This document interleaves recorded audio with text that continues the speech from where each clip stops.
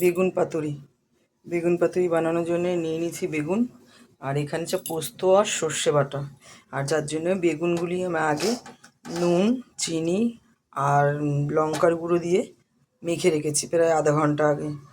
মাখাটা আমি আর দেখাইনি, এটা করব এখন। এবার আমি গ্যাসটা ধরিয়ে নেব। গ্যাসটা ধরিয়ে নিয়েছি, কড়াইটা বসিয়ে দিলাম।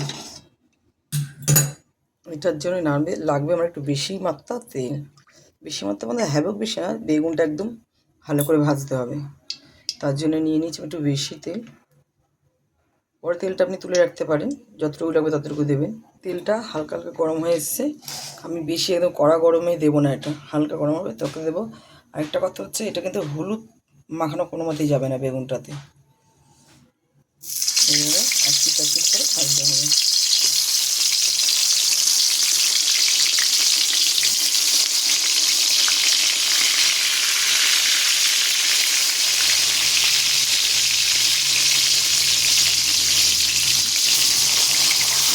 ভাজা হচ্ছে, এবার আমি এটা উল্টে দেবো আস্তে আস্তে। এইভাবে বেশি একদম কড়া ভাজা হবে না, এগুলি এরকম ভাজা হবে।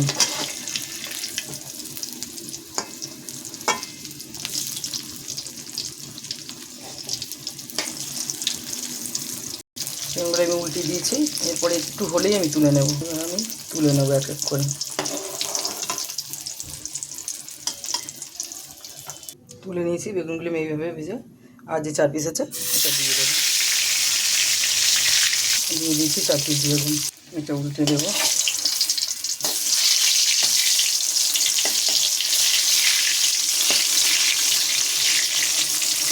এক পিস একটু কম হবে, এক পিস একটু বেশি হবে। তুলে নেবো আমি বেগুনটা তুলে নেবো এক এক করে। এবার দিয়ে দেবো আমি 2টো শুকনো লঙ্কা আর কালো জিরা।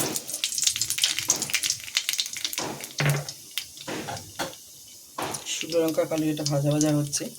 এবার আমি এই সর্ষে বাটার মধ্যে একটু জল মিশিয়ে নিলাম, একটু জল মিশিয়ে নিলাম সর্ষে পোস্তটার মধ্যে। এবার এটাকে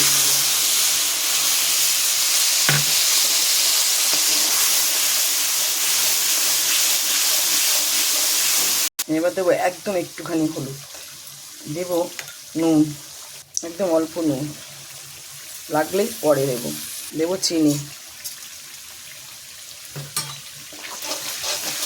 এটা একেবারে হলুদ কটকটা ভালো লাগবে না।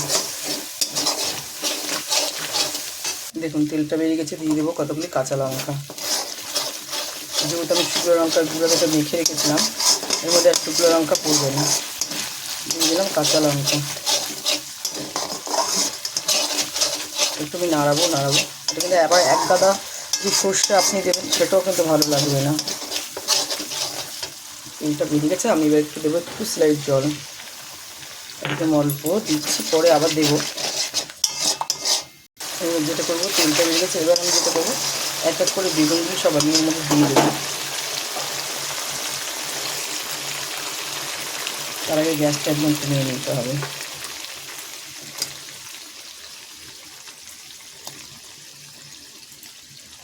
বেগুনগুলি দিয়ে দেখাচ্ছি।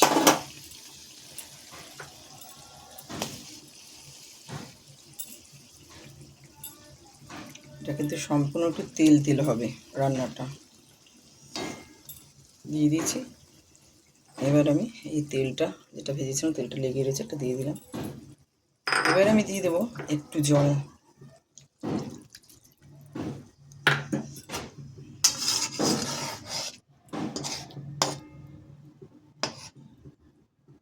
এবার এটা একটু ফুটলে আমি এখন ঢাকা দিয়ে দেবো, অল্প ঢাকা দিয়ে দেবো।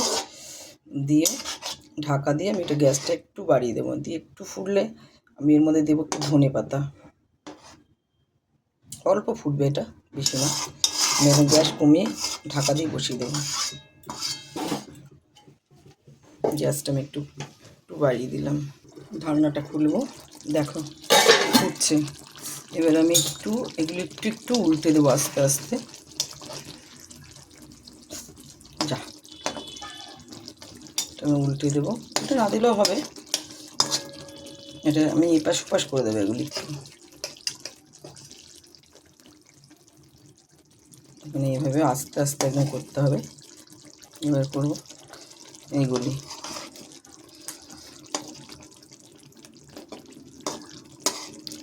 গেছে। এবার দেবো ধনে পাতা দিয়ে আমি এবার একটু ঢাকা দেবো, দিয়ে আমি একটু গ্যাসটা বাড়িয়ে বসিয়ে রাখবো অল্প একটু 2 সেকেন্ড। হয়ে গেছে, গ্যাসটা আমি অফ করে দিলাম। এবার আমি একটু নামিয়ে নেবো এটা। দেখুন কেমন লাগছে, দেখুন। এবার আমি গ্যাসটা অফ করে নামিয়ে নেব। দেখো হয়ে গেছে বেগুন পাতুরি। কেমন লাগছে, কত সুন্দর লাগছে না? দারুণ লাগছে। এবার তার মানে খেতেও কত সুন্দর লাগবে বোঝো। খুব ভালো লাগে খেতে এটা গরম গরম ভাতের সঙ্গে, দারুণ খেতে। শীতকালে আসলে নানান ধরনের সবজি দিয়ে দেখানো যায়। মাছ মাংস তো রোজই সবাই দেখায়, আমিও দেখাই। একটু দেখালাম আজ মঙ্গলবার নিরামিষের দিন আছে। দেখো কেমন লাগছে।